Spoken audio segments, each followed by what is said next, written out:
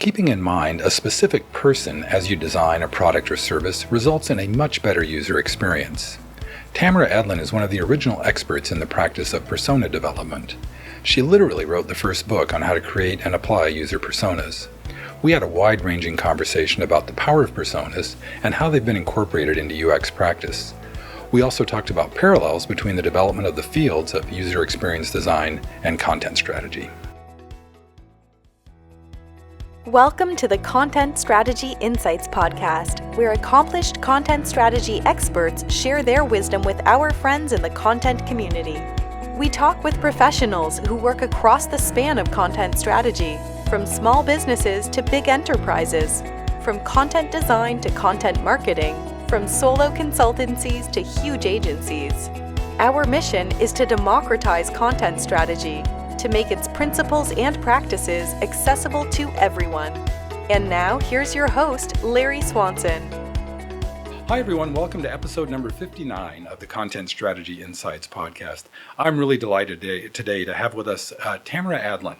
Tamara is I recently heard her referred to as a persona goddess. Well, if I am, I'm one of several. Okay. But sure, I'll take it. But you do go back because shortly, tell me a little bit about the history of personas and how you got, because Alan Cooper wrote that famous book, and then you, tell us that story. Yeah, sure. So in 1999, my then boss handed me the book, The Inmates Are Running the Asylum, Why High-Tech Products Drive Us Crazy and How to Stop the Insanity, which, yes, I can rattle off in addition to some quotes from it. And that was written by Alan Cooper. And it made a big splash in the UX world, which was pretty young at that point. And it made a big splash with me, obviously. And I got really excited about the idea of personas, ended up collaborating on some workshops at the Usability Professionals Association conferences with John Pruitt and Holly Jamison Carr at the time, and we got approached to write a book because we ran this workshop on, so many people were trying personas and the efforts weren't going as well as everybody thought they should. And so we got really curious about, first of all, how do you create personas? Because there weren't any instructions. And then once you created personas, why didn't they work more often? So we got really interested in that and created the Persona Lifecycle books out of that experience. Okay. And that kind of, because, so that's interesting. So the stuff that Alan Cooper wrote about, he didn't provide like real instructions. He just kind of said, hey, look, we use personas. Our software is better. Have fun with it. Is that that's kind of how? That's a great question. No, the most of the book was a discussion about what he thought was a problem in business that was highly related to the fact that by default, engineers end up being the ones who design user experiences because remember this was 1999, before the whole field of UX exploded, the people who were coding were the people who were deciding where the buttons went and what they said. In the middle of it, he had 3 chapters, 9, 10, and 11, in which he introduced the idea of personas.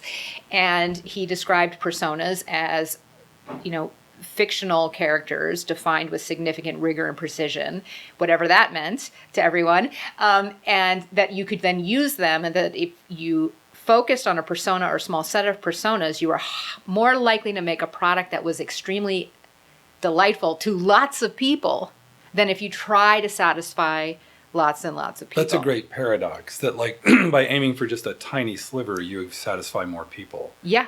Great. Yeah, there was a really good example he uses in there of the RollAboard Suitcase. And so the RollAboard Suitcase is today, I don't know that there's a more ubiquitous product out there, but when it was originally designed, it was not designed for families. It was not designed for screaming children. It was designed actually specifically for pilots. And there's even differences between pilots and flight attendants if you get down into the details, but it was designed for pilots. I believe I'm right about this. And the design fit a pilot's very specific needs. It carries about 2 days of clothes, a pair of shoes. You could strap that big briefcase they used to carry around on top of it. But think about what it didn't do. It didn't fit underneath the seat in front of you because there is no seat in front of the pilot. But it did roll easily down the aisle. And I think, what happened is that people saw these things in airports and saw that they really nailed a particular problem and they wanted one.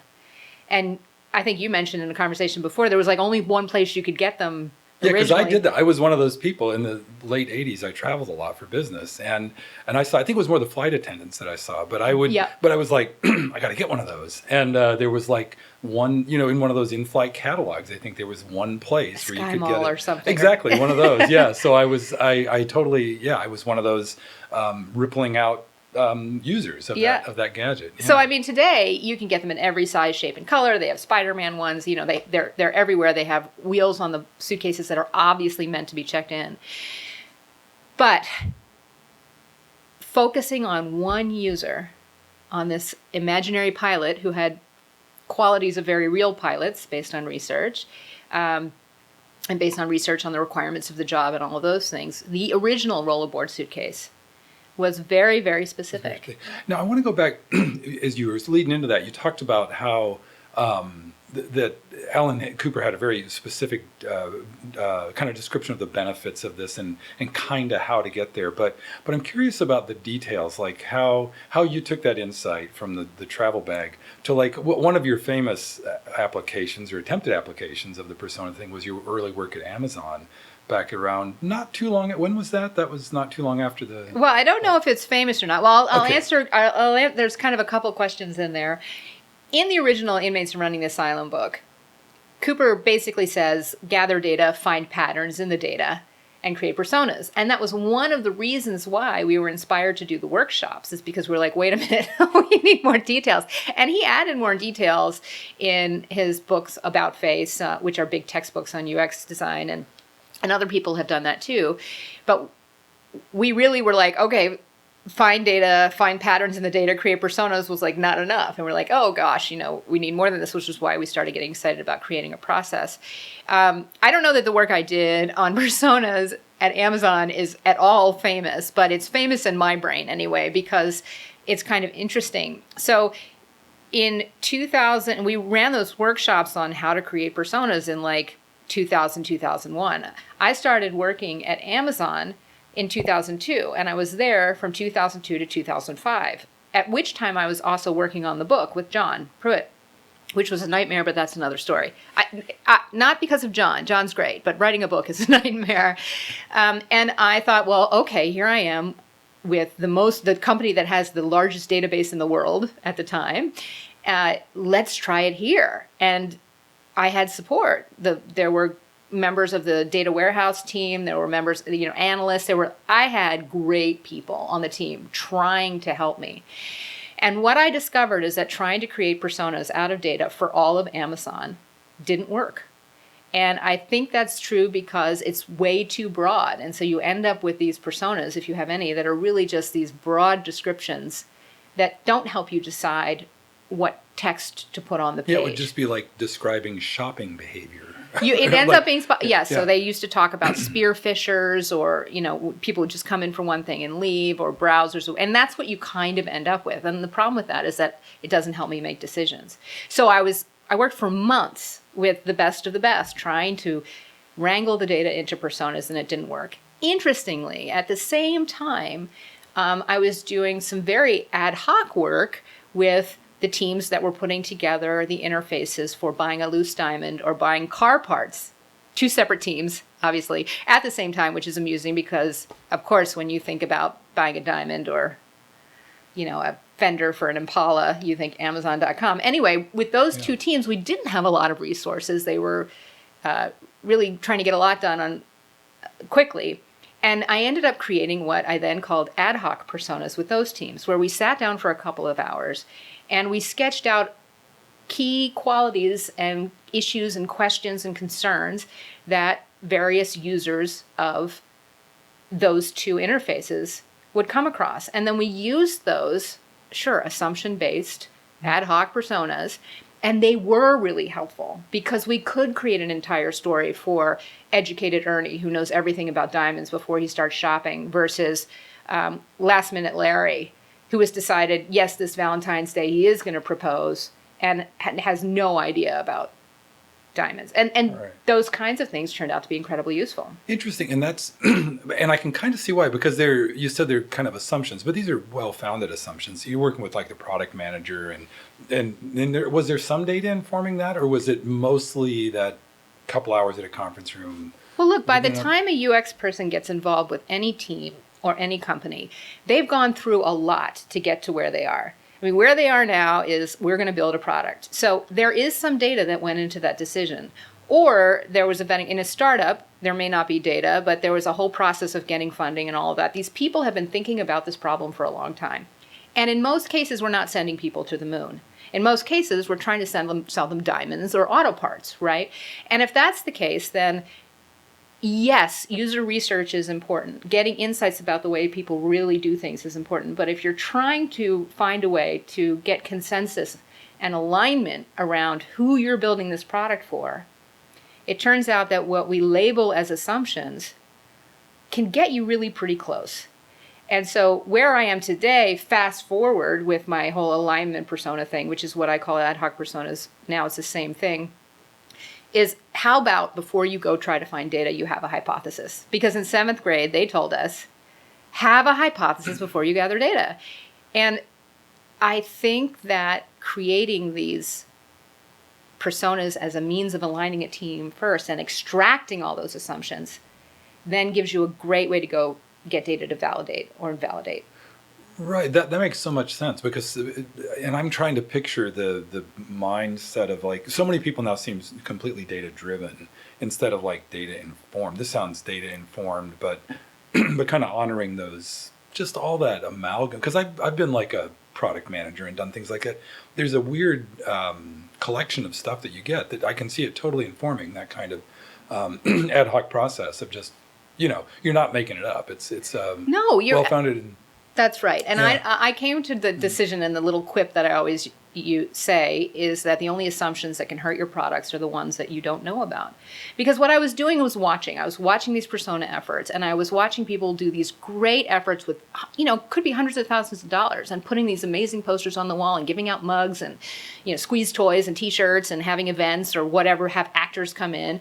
And it wasn't working. And I thought, well, why isn't this working? And what does it mean that it's not working? Well, what it means is that the personas that you create are not working if the people who are in charge of making the decisions about the company and the product are not using them. So if that's the case, I just wondered, why aren't they using them? I mean, it seems easier to say Phyllis than to say user, at least it's more specific. The reason they're not using them is because no amount of data can displace an assumption by someone who thinks they know what they're doing. And people who start businesses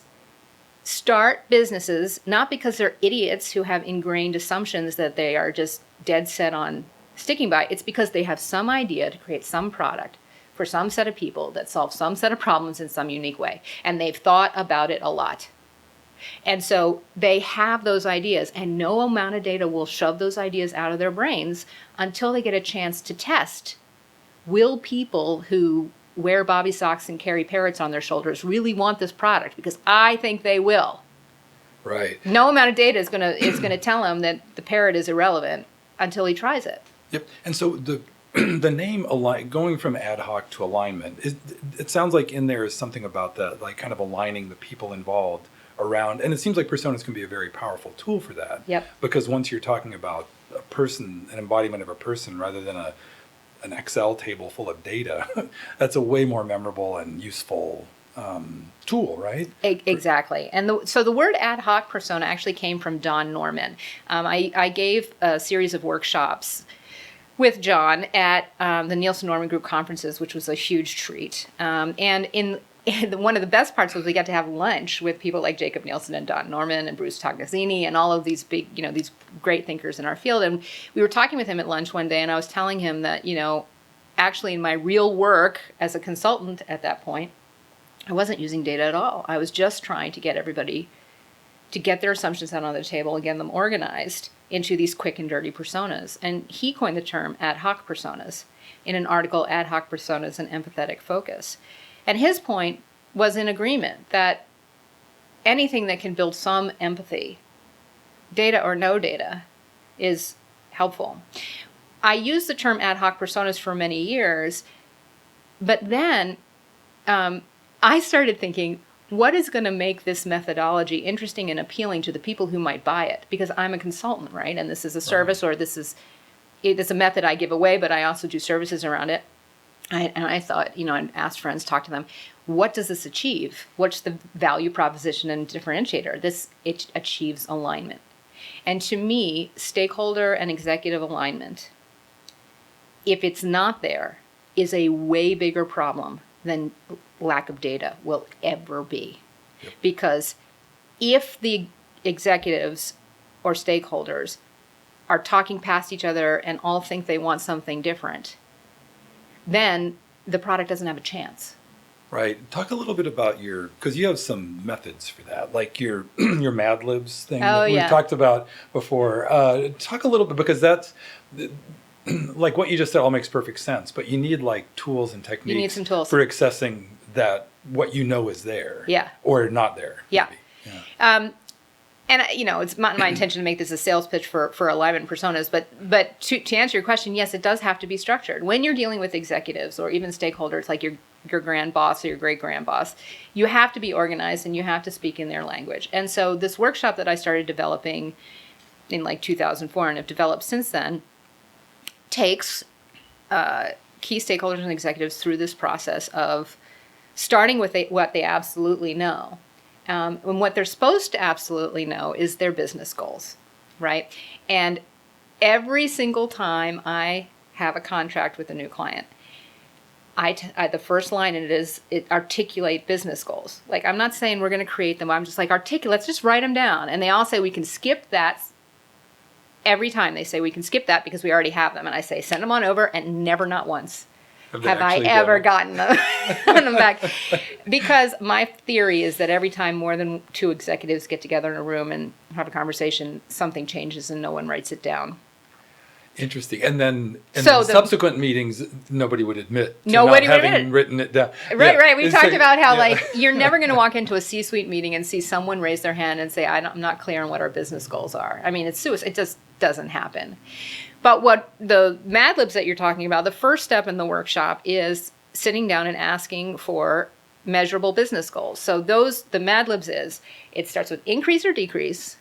The second is some important metric by some measurable amount, has to have a number, 20%, 300,000, whatever it is, in some amount of time, like within 6 months after launch, which just recognizes that things don't change overnight, which you have to remind executives all the time. So it starts with this sort of business goal articulation, and that's the first hint to all of them that they're not actually in alignment. And the wonderful thing about business goals is they may not exist. That's what I think. They don't exist anywhere, but it's never inappropriate to ask for them.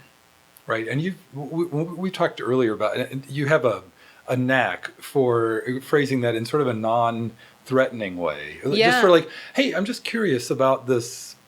I actually really recommend that people write them themselves and then present them to their boss saying, I know this is wrong. But I was just trying to sort of extrapolate like what success would look like. Right? And I was trying to and I know I'm not fully understanding the brilliant ideas that you guys have, all and women have in the C-suite. But here was my stab, and can you course correct me on this? Which then gives that person a chance to send it to their boss, and you show your belly.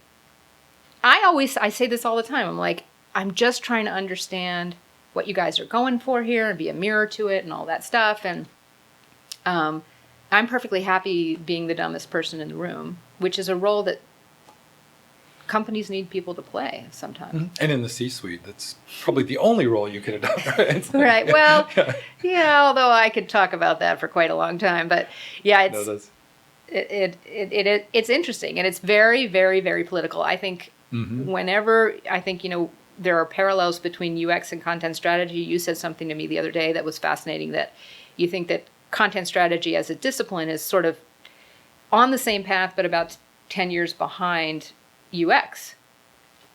And I think what we've realized, the lessons we've learned in UX, is that we have to make ourselves usable to our users, who are our colleagues and the executive teams.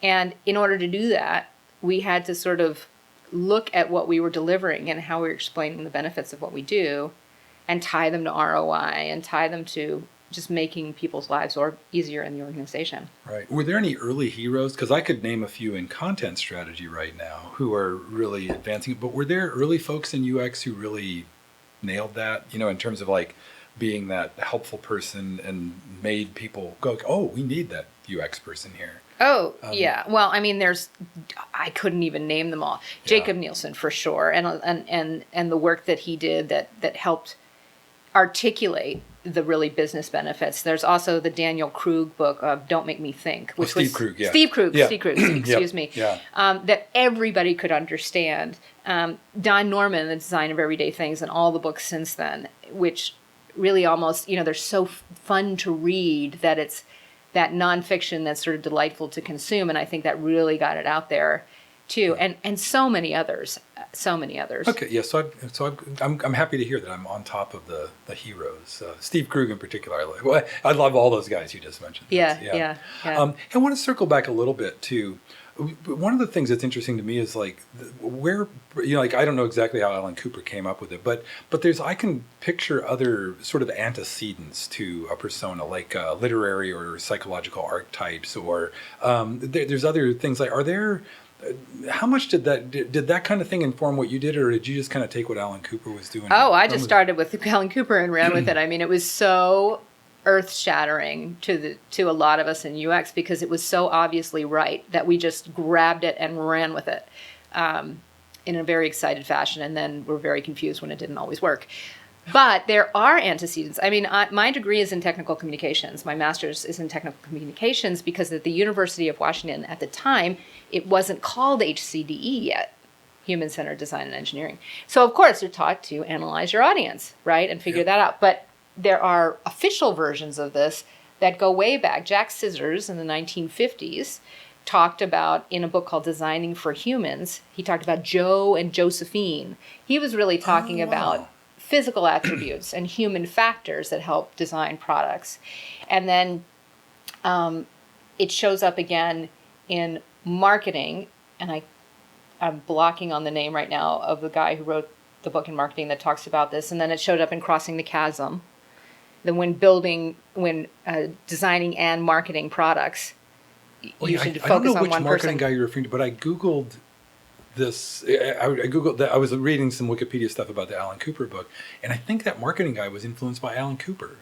This was a book before his. Oh, even before that. Okay. Even before. So all of this was before 1999. Before 99. Okay. Yeah. So I think, the idea of like really focusing on a character and archetypal characters. I mean, the Bible. I mean, they're all the way back, these stories, these characters that capture differences that make a difference.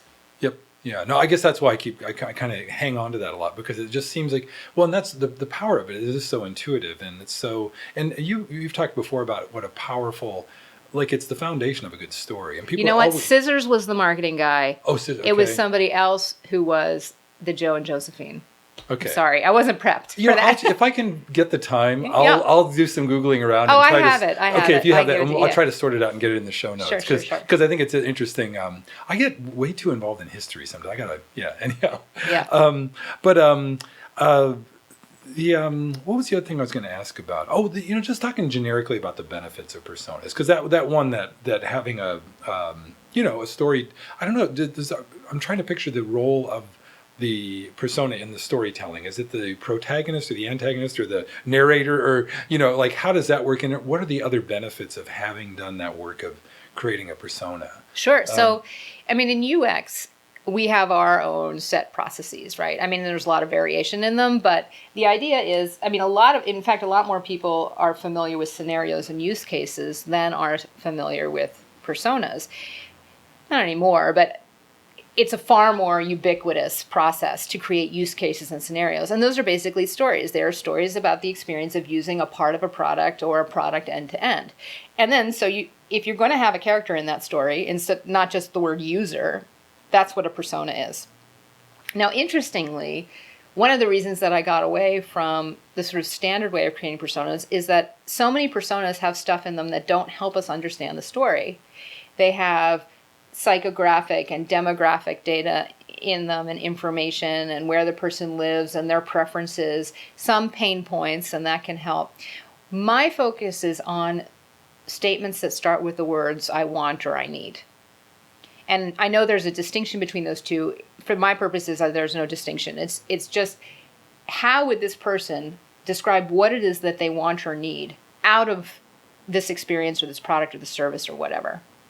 And if the personas contain these want and need statements, then you can imagine these scenarios or use cases or whatever. I like to think of them as these conversations between the product or the feature and the persona. The persona starts the conversation by saying, I want or I need XYZ to change my insurance, possibly in the next 6 months. Then the insurance website says, welcome, we have lots of opportunities to upgrade or change your insurance. And there's and then the person says, okay, well, what does it mean to upgrade insurance? And how do I assess costs? And the website says, has a response to it.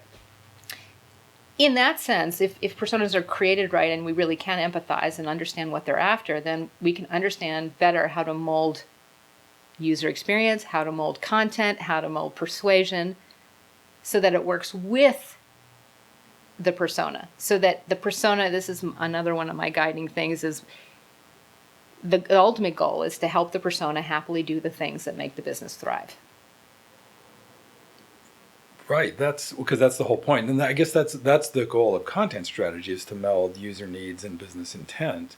And that's what you just said, kind of that's right at the juncture of that. It is. And I mean, I'm excited. I'm both excited and totally intimidated by content strategy. Interesting. Tell me, yeah. Well, it's one. Okay, listen. So at the beginning of UX, it was usability, and everybody said, "Oh, we need some of that usability." Nobody knew what it was, but they heard that usability was a good thing. We need some of that usability, and of course, we know now that usability is just one methodology in the whole UX universe. Content strategy, I think, is the same way. I think people know that they need or should be, it's bugging. I should have content strategy. I myself am relaunching my own website for my business, my personal, it's just me, and I know I need content strategy. And I am so, I don't want to learn how to do it. I don't want to learn how to do it. I know I need it. And I know what I want out of it. I want to be told how to craft the articles that I'm writing, or I want input from there that makes me smarter, because now I just feel dumb about SEO, about SEM, and I don't want to learn it. That's there's so much in there. But one thing I'll say is I think one of the things I did early on in my research about content strategy was I tried to create a DIY checklist. Could I take what I had learned to that point, turn it into an actionable list of things that anybody, with any digital or business savvy could just do. And I think I did it. So I'm happy to share. And that's open source, that's out there on the web. Well, see, that's genius, because you're making it usable. And my goal is to get it down to where, for somebody like you, because content strategy, the thing that's really interesting to me about it is this enterprise-wide craziness of trying to, make a consistent content experience across a whole bunch of stuff. That's a lot easier for somebody like you, like a small business person, an independent consultant. I really think you can have a 2 or 3 hour kitchen table conversation about content strategy and get you past that point of oh crap, I know I need it, and getting to where you actually can sit down and go, oh, well, this is, and it's a lot of the stuff we've talked about. It's just being clear on, your users' needs, your customers' needs, on your business intent. Getting clear on that's probably half your time. I would argue you should spend on that. And then the rest of it is details about designing your content in a way to satisfy those needs. Engineering it. I mean, for you, it's probably going to be a blog, or a very simple website. And then, having, but anyhow, I think that content strategy is a pretty fractal practice that any one part of it can be as small or as big as you want or need it in your situation. Well, okay. So as somebody I think it's exactly right. And I keep thinking about that conversation we had about what lessons can content strategy as a discipline learn from UX. Yeah. Because I think UX has achieved a lot of the stuff that content strategy wants. Right. And if let's accept your hypothesis that you guys are on virtually the similar path in business towards relevance that we are on. However, you're, let's say, 10 years behind. Let's just accept that and say, yes, that's true. If that's true, then what I can tell you is some key experiences from UX. One of them is, it's almost like the second you start having conferences in any discipline, you screw yourselves over, because everybody gets so into all the details and the minutia and how many users should we have in a usability test, and the problems with assumptions versus data and all this other stuff. Meanwhile, still to this day in UX, I do this I want, I need statement thing because it is life-changing for executives to go from thinking about users to thinking like users. So it's life-changing to go from a guy who wants to do yoga because he sprained his hamstring to, I need a quick and easy exercise I can do in the next 10 minutes. Right? Yep. That is different. And my point is, you saying that, oh, hey, creating a checklist, or saying that there's such a thing as 2 to 3 hour coffee table content strategy is extremely valuable. And I think everybody in your discipline should be attempting to do that. And also, I'm going to say something heretical. Please. Content strategy is a terrible name for what you do. Because it sort of feels like something I need to know, but I don't know what it gets me. So like, in UX, the initial consultants and still like the consultants in e-commerce, they all call themselves conversion experts. Or they don't all. When did that term, because a CRO and all that, that's a pretty new thing to my, like 5, I think 10, these are all, anytime in a rebranding. It's, yes, and the explosion, the fractal explosion of a field. And well, you're not going to get a lot of disagreement because content. I think every content strategist I know at some point has questioned that label, but nobody's found a better one. And I have like 5 slides for each concept in this one deck that I present about what the heck is content, what the heck is strategy, what does content, what does that mean? And I even as I do that, I'm like, it's still inadequate. But if you have a better idea, we're all ears. Do you know about the term satisficing? That's a term that was popular in usability. Yeah. So satisficing means you learn enough until you're like satisfied. It's sufficient, satisfactory, just enough.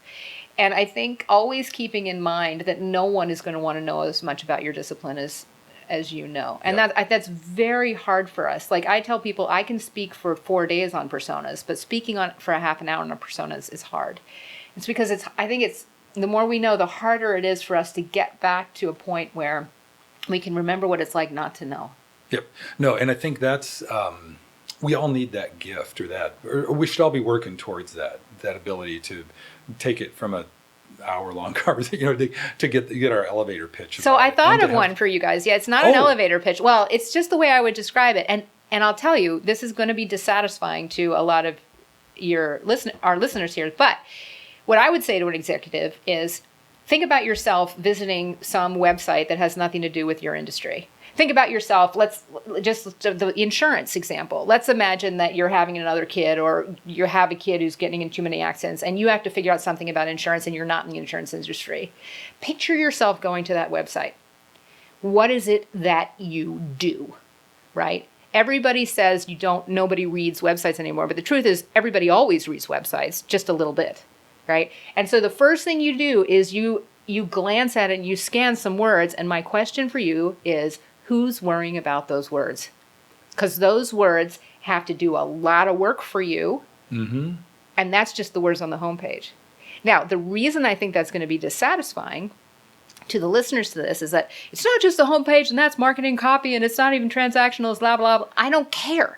If you can open the eyes of that executive to, there's a huge pile of stuff that could be working so much harder for us, then you'll get their attention. Yep, that's that. The attention getter, the ahem, or the thin edge of the wedge, whatever you call it, that getting the foot in the door. And I think we're, like I was saying, this came up earlier, we've got some role models, and we've got our Steve Krugs, and sure. Like right now, my last interview was with Andy Welfley and Michael Metz, who are really, they're these committed evangelists and like empowerers of word people in the UX world specifically. So there's some intriguing overlap there too. So I still think anyhow, the more ideas you have about how we can better get our, work our way in. But that kind of tip about like, I think a lot of what you just said about just the one snippet of homepage copy, just having like that as an entry point to like, then the conversation naturally unfolds from there, and you go, oh, and that's connected to this, and that affects this, and you got to have rules about how to do that, and somebody has to actually do that, and well, and then you you're have to into content connect it. strategy. You eventually have to connect it to something that could go in a spreadsheet, because business isn't business until it's in the spreadsheet. That's, right? by the way, the dirty little secret of content strategy. Is spreadsheets? That's our only tool. No, it's not the only, but I mean, word processors and text editors and Yeah. and spreadsheets, for content out. Anyhow, yeah. No, I mean I literally tell people in UX, if you need to get the business people more on board, figure out a way to deliver your stuff in a spreadsheet. They're used to them. Interesting. Well, maybe I don't know that that's why we've done it. It's because of the nature of the stuff nature we're of the working content, with. yeah. But if maybe that's our in with the business people. And one of the things that came up in that conversation with Michael and Andy last week was the idea that we don't have an exclusive tool. Like engineers have all their frameworks and programming languages, and the designers have Figma and Sketch and Creative Cloud that you need. And but we just have Word, and everybody has Word, and so they don't. I think that's part of our problem as a discipline, is getting people to understand that it's not just, a typing exercise. Well, with UX, everybody thinks that they can do it too. I think it's very similar. I think we're in very similar, have very similar issues in that regard. And the other problem with UX is that the better you are, the less it looks like you were needed in the first place. So if you create a solution that looks obvious, nobody's going to say, wow, that must have taken 1 million hours. They're going to say, that's the only way you could have designed it. That's how I would have designed it. Because they don't understand exactly the difficulty of getting there. No, and we see the same thing in content. See, I think about content strategy. I'm sure I'm just thinking about SEO, but I think about Google Analytics and my eyes roll back in my head. And you're talking about Word, right? There are enormous, even me, a UX person who's been in this field forever, I have no flippin' idea what it is that you actually do and achieve. So Yeah. the more, you guys could listen and say, Tamara's just lazy and doesn't read books, which may be true.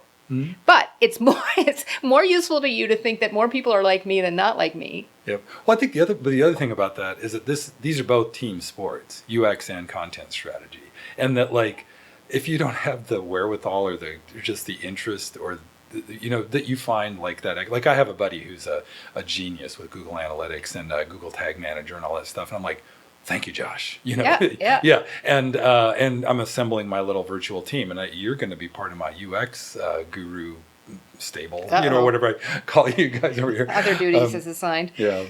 Hey, we're running a little bit long, which is totally fine in this conversation. But I want to, before I wrap up, I want to give you a chance. Is there anything that hasn't come up as we've been talking about UX, content strategy, personas, anything that's that you want to make sure we get in the podcast? I think it's going to be cool as I think your analogy of fractal is really right. I think that when UX started and you started usability, and now there's like 10 different job descriptions, and I'm sure with content strategy it's going to blossom in a similar way. In addition to it being fractally blossoming, I think there's so many parallels in places where it's almost like one of those plugs or cables that has like multiple connections to multiple other cables between what you guys do and what we do. And I think that there are going to be some clashes and some conflict, and there's also going to be great simpatico. And then we're going to run into the people who do brand.